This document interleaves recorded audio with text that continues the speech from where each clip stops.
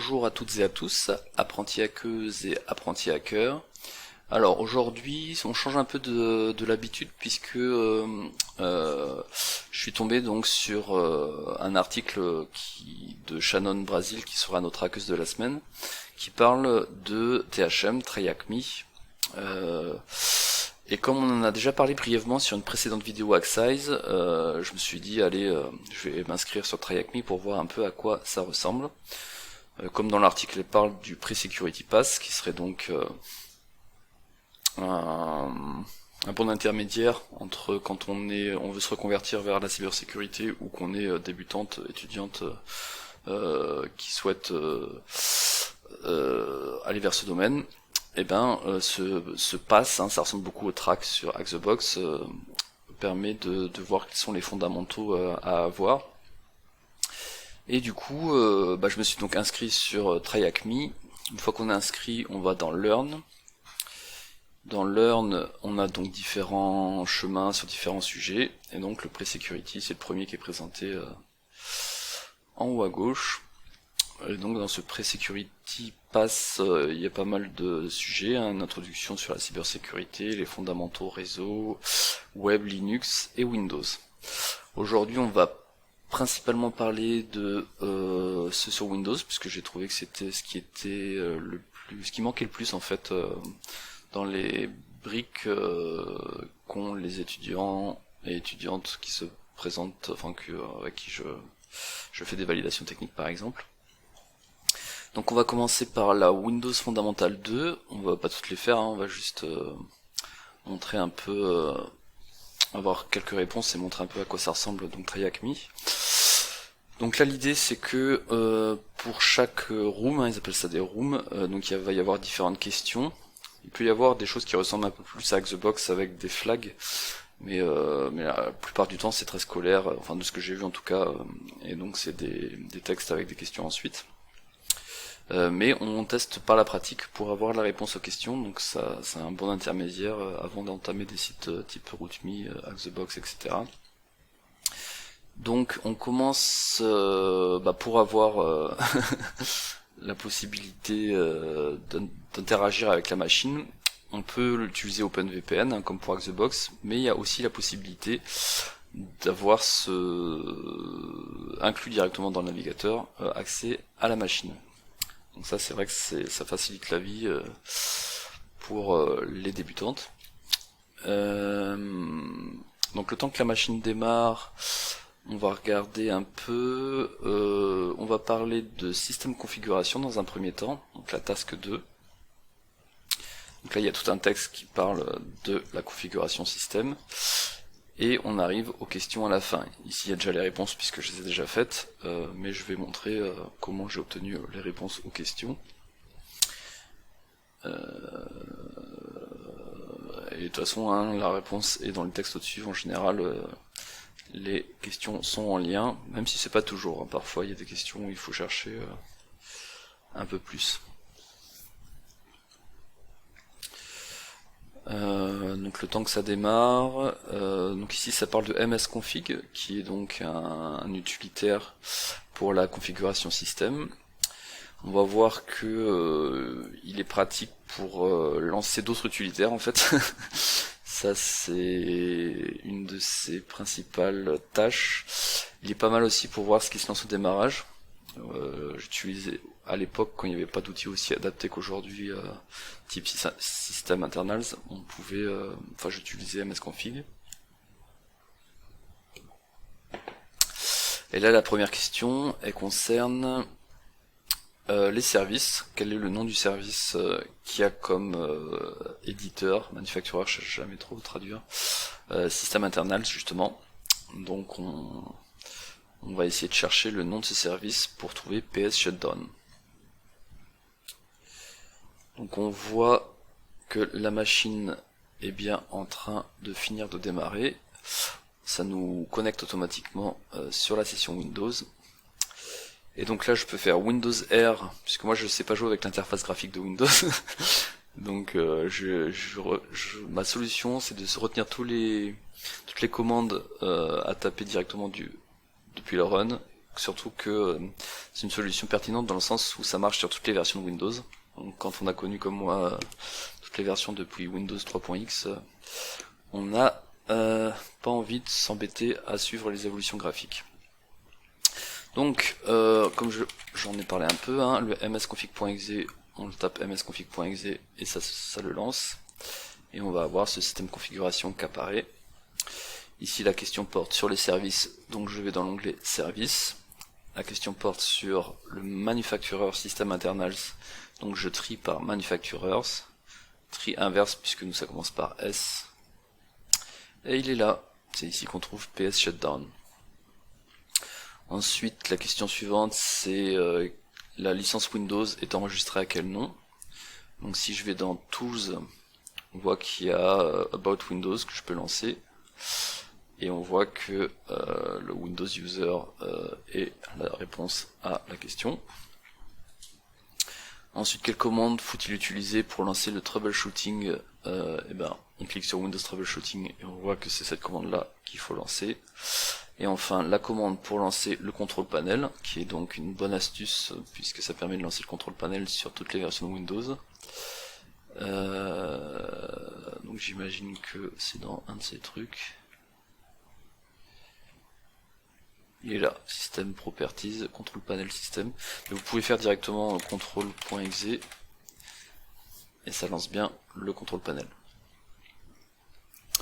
Voilà pour cette première série de questions. Ensuite, si on continue un peu plus loin sur la task 4, je vais pas toutes les faire, hein, je fais celles que je trouve intéressantes, plus que les autres, hein, parce qu'elles sont toutes intéressantes. Ici, on nous demande donc quelle est la commande pour jouer avec ce panneau Windows de gestion d'ordinateur. Donc ça, c'est une commande que j'utilise très souvent depuis très longtemps. Et donc c'est comp mgmt.msc. Ça vous permet de directement tomber dans la gestion de l'ordinateur, qui est évidemment très intéressant, que ce soit pour la Blue Team ou la Red Team, puisque là-dedans on va trouver notamment les tâches planifiées, qui sont donc très utilisées comme moyen de persistance par les malwares notamment. Et là on voit que dans la bibliothèque des tâches planifiées, on a bien la tâche dont il parle, Google Update Task Machine UA, et donc elle se démarre tous les jours à 6h15 du matin, c'était donc la réponse. Enfin il demande le nom d'un partage caché, donc on va dans les partages, et on voit qu'effectivement il y a un partage shared folder qui partage un répertoire sur le bureau de l'utilisateur administrateur. Voilà pour cette deuxième série de questions. On passe à System Information, la task 5 qui suit. Donc je vous laisse lire comme à chaque fois tout le texte. Et une fois que vous avez lu tout le texte, vous avez trois questions. La première, c'est la commande pour ouvrir ces informations système. Donc là, comme à chaque fois, elle est présente dans les tools du msconfig. Donc System Information, je crois que je l'ai vu, elle est là. Donc je peux cliquer sur Launch au lieu de faire Windows R. Et là, donc, on tombe effectivement sur les informations système. Donc la première question, c'est quel est le nom du système? On le voit ici, system name est THM WinFun2. Et la seconde question, c'est sur les variables d'environnement. Donc les variables d'environnement, très important. On en parle souvent sur Linux et un peu moins sur Windows. Et pourtant, c'est aussi intéressant dans les deux cas. Donc je rappelle, hein, sur Wikipédia ils mettent que les variables d'environnement ça sert à communiquer des informations entre les programmes qui ne se trouvent pas sur la même ligne hiérarchique. Donc en gros c'est des programmes qui pour communiquer ont besoin d'une convention et ils vont utiliser les variables d'environnement pour communiquer entre eux quoi. Mais ce qui nous intéresse d'un point de vue Blue Team et Red Team, c'est que dans ces variables d'environnement, il y a parfois des informations intéressantes. Donc par exemple des secrets, des mots de passe qui sont lancés, qui passent temporairement là-dedans, et c'est une mauvaise pratique, mais ça existe. Et ça peut être aussi intéressant d'un point de vue Blue Team, puisque on peut, les malwares peuvent utiliser les variables d'environnement pareil pour stocker des choses, et donc ça peut laisser des traces intéressantes à analyser. Donc ici, les variables d'environnement, c'est dans Software Environment Environment Variable. Et il demande donc la ComSpec, donc c'est la première, on la voit ici. Donc système root, système 32 cmd.exe. Donc système root, c'est le disque où est le système, la racine du disque où est le système, et c'est la même chose que Windir. On voit ici que Windir, en fait, ça fait que pointer sur système root. Voilà pour cette seconde série, même troisième série, on en est déjà. Allez, une petite dernière sur le Windows Fundamental 2, c'est la Registry Editor. Donc il y a tout un texte que je vous laisse lire, et elle est intéressante puisque moi j'avais jamais fait attention que en fait quand on veut accéder à la base de registre, en général on fait regedit. Et en fait, l'exécutable, c'est pas regedit, c'est regedt32.exe, qui donc tombe sur la même chose, mais du coup, j'ai appris un truc grâce à ce try avec me. Donc même quand on est confirmé, on peut apprendre des choses sur les briques sur le pass pre-security. Et on va finir cette vidéo d'introduction à TryHackMe par les Windows Fundamental 3. Donc une autre dans la suite en fait. Là on était sur la 2, je rappelle, on était sur la 2. Et on passe sur la 3. Et ce qui est intéressant sur la 3, c'est Windows Update notamment. Mais moi ça m'intéresse plus que... J'ai trouvé ça plus intéressant que les autres, mais tout est intéressant sur ce pass. Et donc c'est intéressant parce que évidemment c'est important d'un point de vue Red Team et Blue Team de vérifier qu'une machine est à jour. Hein. On se doute bien qu'une machine qui est pas à jour, même si c'est de plus en plus rare, hein, aujourd'hui, moi j'ai beaucoup d'audits, de moins en moins de machines dans les audits que je fais sont pas à jour. Mais ça arrive encore. En général, hein, pourquoi elles sont pas à jour, c'est pas forcément on va dire une erreur de l'administration. Ça peut être des contraintes qui font que la machine ne peut pas être mise à jour. Et de plus en plus, ce qu'on voit, c'est que ces machines-là, elles sont dans des DMZ, des environnements fermés et sécurisés, et elles sont plus sur les mêmes LAN que les serveurs qui eux sont patchés à jour. Du coup, ça reste quand même intéressant de savoir exploiter des machines non à jour, puisque ça existe encore. Et donc pour vérifier si c'est à jour, c'est là aussi j'ai appris une commande, je la connaissais pas celle-là, ils l'ont mis ici. Donc si je fais CTRL/name Windows Microsoft là, update, ça lance directement la fenêtre de Windows Update. Et du coup la question c'est la date d'installation des mises à jour concernant les définitions.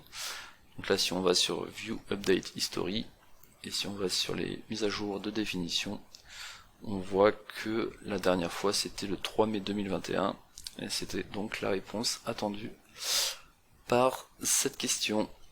Voilà, ce sera tout pour cette semaine. N'hésitez pas à laisser des commentaires, et je vous dis à la fois prochaine pour faire un pas de plus vers le niveau hacking de Lisbeth Salander.